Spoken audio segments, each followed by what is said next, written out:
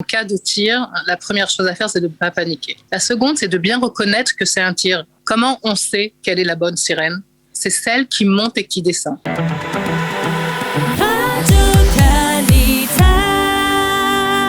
On va essayer de comprendre justement, on va essayer d'apprendre surtout, de se rappeler ce qu'il faut faire en cas d'alerte. Que faut-il faire, les premiers pas à faire, les premiers gestes à faire en cas d'alerte. Et nous sommes pour cela et pour en parler avec Eva Cohen. Eva, bonsoir. Bonsoir à tous. Alors vous êtes bien sûr, on vous connaît comme directrice du Hub de l'Emploi, mais vous avez une carrière militaire derrière vous très importante et vous connaissez aussi très bien toutes ces consignes lorsqu'il y a une alerte. Alors, lorsqu'on entend une alerte, comme on a entendu aujourd'hui à 18h à Jérusalem, que faut-il faire, Eva ? Alors d'abord, Yom Yerushalayim Sameach, on le dit encore, on a encore quelques heures pour le fêter, alors je le souhaite à nous tous. Alors, en termes de roquettes, en cas de tir, la première chose à faire, c'est de ne pas paniquer. La seconde, c'est de bien reconnaître que c'est un tir. Tu l'as bien signalé, tu as dit, est-ce que c'est une sirène de Yom HaZikaron ou une sirène de Yom HaShoah? Comment on sait quelle est la bonne sirène? Enfin, la bonne ou plus ou moins celle qui nous rappelle à l'abri, c'est celle qui monte et qui descend. C'est-à-dire que quand Tsahal détecte un tir vers une zone dans le pays, on entendra dans notre localité une sirène qui monte et qui descend. Mm-hmm. C'est pas une sirène continue, c'en est une qui monte et qui descend et qui dit c'est un cas de tir de roquette, donc il faut agir. Alors comment on agit? La première chose, si on est chez soi et si on a une pièce adaptée, donc cette fameuse pièce qui s'appelle Mamad, on rentre dans le Mamad, on s'assure que la fenêtre du Mamad est fermée. Vous savez, j'ai une fenêtre en fer assez lourde, qu'elle soit fermée et la vitre aussi soit fermée. Et on se met d'un côté qui est plus loin que la fenêtre. Alors ça, c'est en cas de Mamad. Si on n'a pas de Mamad, donc on n'a pas de pièce adaptée, on cherchera à côté de chez nous un abri. Il y a des abris qui sont un petit peu dispersés un petit peu partout dans les villes, mais des fois on n'a pas vraiment le temps. Alors comment sait-on si on a le temps ou pas? Ça dépend vraiment de là où on habite. Il est évident que plus on est au sud, moins on a le temps. C'est-à-dire entre le tir et l'interception de dômes de fer ou malheureusement une roquette qui tombe, on a beaucoup moins de temps si on est dans le sud que si on est par exemple sur Jérusalem ou si on est au centre du pays. Ça peut prendre plus longtemps. Donc, d'après ce temps-là, on peut trouver le temps exact sur le site de Pikoud HaOref, donc du front intérieur de Tsahal, avec les temps exacts. Mais si on peut chercher un abri collectif et se mettre dans un abri collectif. Alors, maintenant, oui. Si on est, peut-être, c'est de ce dont tu veux parler, si on est en voiture, que se passe-t-il? Alors, juste, je finis. Si on est à la maison, si on n'a ni l'un ni l'autre, des choses qui peuvent arriver. Si on n'a ni l'un ni l'autre, on se met dans la cage d'escalier. On prendra l'étage le plus bas et celui le plus éloigné de fenêtre.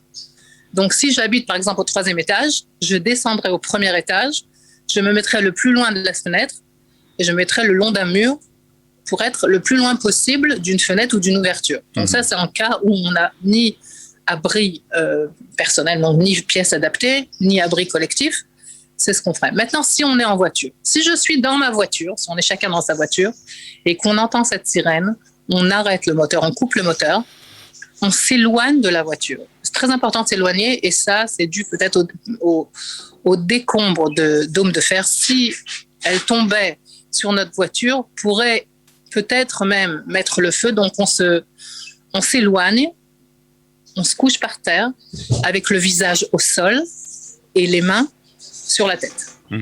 Ça, c'est si on est en voiture. Maintenant, si on est en bus ou encore en train, à ce moment-là, le chauffeur de bus, par exemple, ouvrira les portes, on restera dans le bus, mais on se mettra au-dessous des fenêtres, c'est-à-dire au-dessous du niveau des fenêtres. On se couchera avec les mains sur la tête et le visage au sol. Si ça nous prend par exemple dans le train ralentira sa vitesse, bien entendu avec les moyens de sécurité qu'il faut prendre, et de même, on mettra notre visage le plus bas possible et on se couvre la tête. Avec nos mains, en fait, de cette façon, c'est vraiment de cette façon, et de se coucher sur la terre. Voilà, ce serait ce qu'on ferait si on est, par exemple, en voiture. Voilà, ça, ce sont donc les consignes en cas d'alerte. Et puis aussi une question concernant les enfants. Comment doit-on agir avec les enfants? Alors, surtout ne pas paniquer. Là, moi, pendant cette sirène là, de cette fin d'après-midi festive de Yom Yerushalayim, j'étais juste en plein Yafo avec la fameuse parade des drapeaux.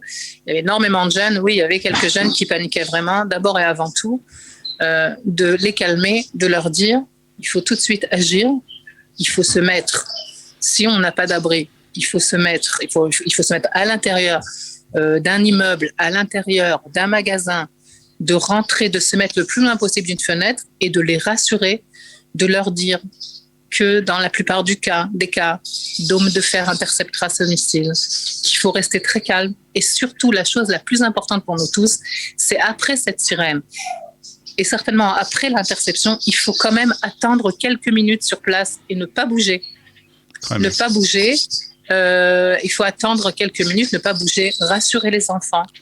Après que la sirène est passée, ça devient un petit peu moins stressant, mais des fois, il y a le gros boom qui arrive derrière qui peut lui aussi provoquer de la panique. Donc, on essaye de rassurer les enfants. Surtout, ne pas les éloigner, c'est-à-dire qu'on les laisse les plus proches de nous, mais selon les consignes des abris. Donc, comme je l'ai bien dit, il faut trouver absolument la façon de s'abriter dans une pièce adaptée, si ce n'est pas adapté. Rentrer dans une pièce le plus loin des fenêtres et attendre tranquillement jusqu'à ce que la sirène passe, l'interception passe, et quelques minutes après, pour qu'on puisse sortir rassuré dans un endroit sûr et reprendre ou sa maison ou sa route. Alors là, on va parler d'un autre sujet sans faire des révélations militaires qu'on n'a pas le droit de faire. On a parlé donc de ces tirs qui ont été tirés en direction de Jérusalem, et visiblement, Kippat Barzel, le Dôme de Fer, a intercepté un de ces tirs. Ça veut dire que la ville de Jérusalem est protégée aussi par ce système de sécurité? Alors Olivier, comme tu dois bien suivre la situation dernièrement, l'armée de l'air israélienne a posé les Solelot, donc Dôme de Fer, les stations de Dôme de Fer un petit peu partout. Elles sont sur tout le pays. Il faut savoir que dans les services secrets de l'armée, ça n'a pas été une surprise, vu la situation à Jérusalem, mais dans tout le pays, vu ce qui se passe aussi à Gaza, avec les incendies.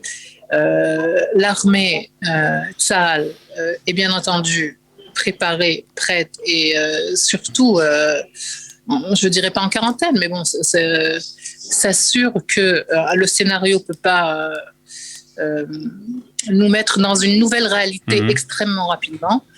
Donc oui, Dôme de Fer est vraiment partout, du sud au nord est présente. Donc quand ces roquettes sont arrivées sur Jérusalem, elles ont été interceptées par les stations de Dôme de Fer de Jérusalem.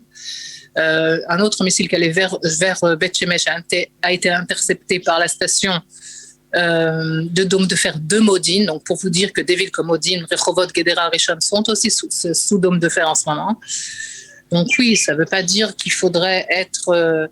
il ne faut pas prendre de risques, d'accord ? Il faut être prudent, il faut suivre les consignes, mais Tzahal, bien entendu, est préparé à ce genre de situation. L'armée de l'air est équipée et entraînée, et surtout, les stations d'hommes de fer sont un petit peu partout là pour l'instant. Très bien. Merci beaucoup, Eva Cohen, pour toutes ces recommandations, ces conseils concernant justement les choses à faire pendant une alerte, en espérant bien entendu qu'on n'ait pas à utiliser ces conseils, en tout cas pour les gens de Jérusalem et les gens d'autres villes. Pour le sud d'Israël, malheureusement, visiblement, c'est quotidiennement, pratiquement depuis en tout cas quelques jours. Et nous serons d'ailleurs dans quelques instants avec une habitante de Sderot les habitants de Sderot qui sont pour une partie encore dans les abris. Nous allons en parler dans quelques instants. En tout cas, merci beaucoup Eva Cohen d'avoir été ce soir avec nous. Bonne soirée et Chag Sameach. Et bonne nouvelle, bonsoir.